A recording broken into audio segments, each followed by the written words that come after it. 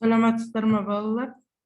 Бүгін 15-ші ақпан етістерден өткенді қайталау. Яғни біз өткен сабақтарда есте түсіру мақсатында біз әуелі етістен не өткенімізді қайталап еске түсіреміз. Мына жерде мына экранға қараңыздар, экранда жалпы біз етіс туралы не өттік. Яғни етістер неше топқа бөлінеді екен? 4 топқа бөлінеді. Яғни осы 4 етістің өздерінің атқару қызметтері бар. Яғни жұрнақтары әрине бір-біріне ұқсамайды. Міне көріп отырсыздар, өздік етіс өзгелетсіз мына төмендегі жұрнақтар арқылы жалғанады. Ал ырықсыз етістіктер өздік етіс бір-біріне ұқсайды, себебі бірақ екеуінің мағынасы екі бөлек. Өздік етіс тікелей өзі атқарады іс-қимылды, ал ырықсыз етіс еріксіз ырықтан тыс біреу атқарылып жатқандай болып көрінеді. Яғни бұл кездегі жалғанған жұрнақтың түрлері ырықсыз етістің жұрнағы болып табылады. Ал 4-ші ортақ етіс ысы осы 3 жұрнақпен шектеледі. Яғни осы мына жерде балалар семантикалық карта. Яғни семантикалық карта дегеніміз біз өткен сабақты пысықтау мақсатында орындалатын жұмыс түрі. Мысалы үшін кестеге қараңыздар. Бірінші мысалдағы Омар мен Оспан шөп түсірісті. Яғни бұл жердегі атқарып тұрған жұрнақ іс, демек ол ортақ етіске байланысты. Екінші сөйлемде 10 күннің ішінде қамал алынды. Ын деген бұл ырықсыз етіске байланысты. Ол Асанға етігін тіктірді. Яғни тыр бұл өзгер етістің жұрнағы. Ал ол баласына өлең жазғызды. Ғыз демек бұл да өзгер етістің жұрнағы. Асан өзі ерте тұрып жуынды. Демек бұл жердегі жуынды деген ан, ін, ны бұл өздік етісіне байланысты жұрнақтар. Демек семантикалық карта яғни өткен тақырыпқа қорытынды жасау деген мағынада.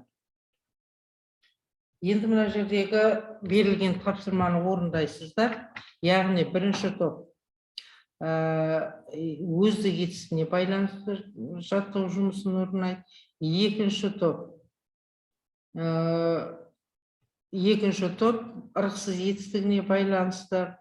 Үшінші топ жалпы етістерді табамыз. Демек бұл етістердің ішінде өздік, өзгелік, ырықсыз және ортақ етістерді. Ал екінші тапсырмадағы суреттегі сөз тіркесіне сөйлем құра. Демек мына жердегі қандай қызмет атқарып тұр? Бұл жердегі сурет 3 түрлі бейнені көрсетіп тұр. Мысалы үшін зіл темір көтеру, зіл темір көтерту, зіл темір көтеру. Яғни бұлардың мағыналары етістермен тікелей байланысты. Зіл темір көтеру, яғни өздік етіс. Автор өз атқарып тұр. Зіл темірді көтерту, яғни бұл ырықсыз етіс. Демек, ырықтан тыс атқарылып жатқан іс-әрекеттер. Яғни балалар, мына жерде мына семантикалық карталарды айтылды, жаздым, көрген жоқ, айтарым, кейіндім, көрсетті, сөйлесен, бастамасын, келмес, бітірген, барған, келген. Демек, біз өткен сабақтарды пысықтау мақсатында, яғни етістерден өткен ережелерімізді жадымызда сақтау мақсатында тапсырманы орындаймыз. Екінші тез жұмысы, яғни ортақ етістің жұрнақтары қайсы, қимыл іс-әрекеттің орындаушы біреу емес бірнешеу болып, іс жұрнақтары арқылы жасалатын етістіктер не деп аталады? Осыны табамыз. Үшінші, төмендегі сөйлемнен ортақ етісті тап.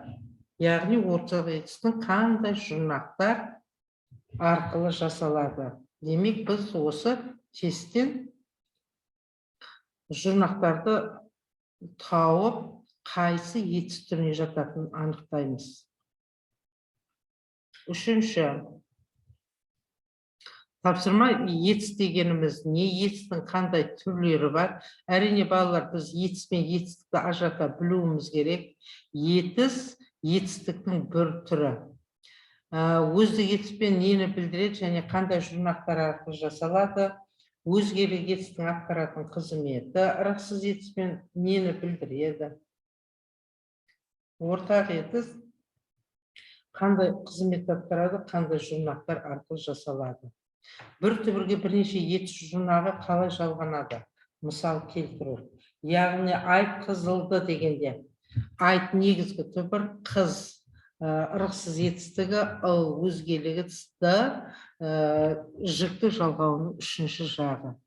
Яғни бір етіске бірнеше, яғни айт қызылды дегенде ортақ ырықсыз етісте, өзгелік етісте қатынасып отыр. Демек, бұны бірнеше жұрнақтар жалғануы мүмкін екен. Мен сіздерге үйге тапсырма беремін, яғни осыларды өткен тақырыптарды пысықтау мақсатында мына етістік туралы білімдеріңізді жинақтап, яғни мына көрсетілген бұрыштарға атқаратын қызметін жазасыздар.